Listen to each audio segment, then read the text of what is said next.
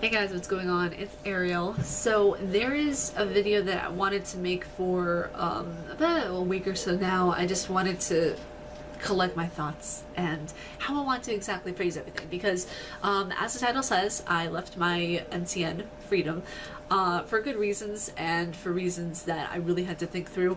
As you guys know, YouTube recently made the rule that you cannot get paid or monetized on YouTube unless you have 1,000 subscribers and 400 hours of watch time, which I think is reasonable. It weeds out the people who are not dedicated, who really don't have an interest in doing YouTube and only doing it as a hobby, which is cool. If you're doing YouTube as a hobby, that's awesome. That's really cool. That's a great hobby to have. But you know, if people want to do it as a business and people want to really get on the train, do it as a career, it really pushes people to find out who the dedicated ones are versus the ones who aren't so dedicated. So I mean, for me, I'm doing that hustle, baby. You know, I'm doing it. I'm grinding through the videos and everything like that. And once I reach that 400-hour milestone, they'll show YouTube that, hey, she's dedicated about making videos, so we can monetize her. So this video is just going to be basically the 3 reasons why I left my MCN, which I will go through rather quickly because I don't feel like this topic needs any sort of lingering, if you guys know what I mean, because for me topics like this are just unnecessary to talk about, but I feel like I need to address them because you know, there are people who leave their MCNs all the time and they address it on their channel just so everyone is up to date. So I feel like that's what I just want to do. So the first reason why I left my MCN is because I don't really find it useful to have an MCN. Like, there are people who've been beneficial in having an MCN, like for example Bijou Mike. He just reached 1 million subscribers and he's in Freedom as well, so congrats to Bijou Mike. The main thing about reaching 1 million subscribers or reaching to any subscribers, I feel like it's not really the job of the MCN. It's more or less the job of the person and the dedication that they have towards their channel. For me, I've been on the grind, like I've said, non-stop. Whenever you're starting that channel, you really have to find the drive and the passion and the motivation in order to get stuff done, to get that hustle going, to have that FU energy that Markiplier so awesomely calls it, because it gives you that fire in your belly to get stuff done, to get things out there, and I really appreciate that. So that's what we all have to do, and we all have to figure out and work our way towards. But the thing is that whenever you are starting a YouTube channel, you don't want that ego boost of like, oh, I have an MCN, I'm part of something, like I have something that's, you know, telling me that, oh, I'm gonna do this, when in reality it's giving me a false reality, a false hope. And this isn't a diss to Freedom. You know, I think they're awesome people. I only ever got to converse with the YouTubers. I really never got to converse with the head of MCN. It never happened. So whenever I was signed with MCN, there wasn't really a contract. It was just really an agreement that you can leave at any time. No bad blood, no anything like that if you choose to. Because I had 2 other channels besides the one that's right now. I think, what was it, my previous music channel, besides the Many Voices of Ariel, was on there. I took it off, and now I took this channel off because I don't get monetized through YouTube until I reach that 400-hour threshold point.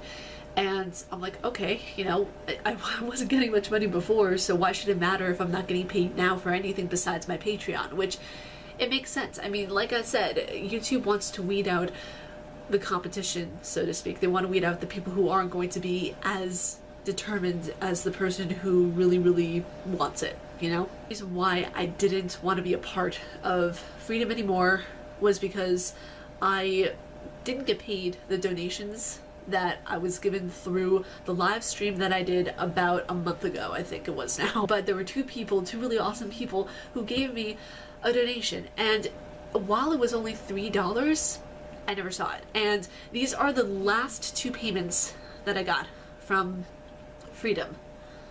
There's only cents, but still, I want to have it as a reference point. That way you guys know that I haven't been getting anything recent. So that was the last payment I got before getting cut off because I don't have the 400-hour minimum requirement from YouTube right now. That's the thing too, because I want it to be held accountable. I want it to be there in front of you guys. That way, maybe you can see this and understand that, hey, you know, I basically was owed money by my MCN. You know, nothing was paid to me after everything with YouTube happened. And it's not that it's a bad thing. It's just the principle of the thing that I kind of want the $3 in some sense donation that was paid to me from the people who were so kind enough to do so in the super chat. Yeah, $3. I know it's not a lot, but it's the principle, and it's a fact that they took the time out of their day and night to send that to me because they believe in what I do. They believe in my content, and they believe in me as a person, which I couldn't be more humbled or happy about, you know? And it's really an awesome thing when you can get your channel to a certain point where you have people believing in you and backing you, and I really think that's awesome. And the third reason why I didn't want to stay with Freedom was because they weren't really helping me at all. I feel like if you're going to be a part of an MCN, they would at least advertise your videos and help you get out there more so in the YouTube community. The only people that really help me right now in anything that I'm doing with my advertising as far as promoting my videos or getting my videos out there is Erox Gaming. Erox Gaming is my sponsor, and I've been with them for the past, I think, few months now. I think it's, what, 5 months? It feels like a long time that I've been with them, but it's really a short amount of time, and they've helped me get my videos out there more than Freedom has ever. So am I going to be with Freedom again after I even get to 400 plus hours? No, I'm not. So yeah, do I sound like a bitch? Probably, but I don't care what anybody thinks. Right now I'm doing what's best for me, for my channel, for my community. I don't want to be on an MCN that isn't going to help me be as big as I can be in my success. You know, I really take my success in my business seriously, so if I don't have anybody who's going to help me out with that, then I'm not going to waste my time with them. Because I talked with my friend Dustin about this, and Dustin is the one that brought me on board with Freedom. Hi Dustin. He said it was okay that I used his name in the video, so thank you so much, Dustin. I've always appreciated the fact that Dustin hooked me up with Freedom in the beginning because I didn't know anything about MCNs. I was young, I was naive. I was, what, 23 years old at the time whenever I started everything. So I was really young and naive for my age then. And I thought that, oh, you know, if you start this right away, you could do this and you could do that and you could do sponsorships. It doesn't work that way, kids, okay? The thing is, I started in May of, what was it, 2016. So I was with them for a little over, a year or so now. So the thing is that in that year, in that span, the only one that helped me in that time at all with my advertising was myself and Dustin. Because I remember in the very beginning, Dustin and a few of my other friends, you know, they shared my videos, they helped me out with a lot of stuff. So I really appreciate the help that you guys gave me, especially whenever I was starting out. So I have a lot more confidence in my advertising skills now with YouTube, that I can push my own videos and I get a very successful rate back as far as views and likes and all that kind of stuff goes.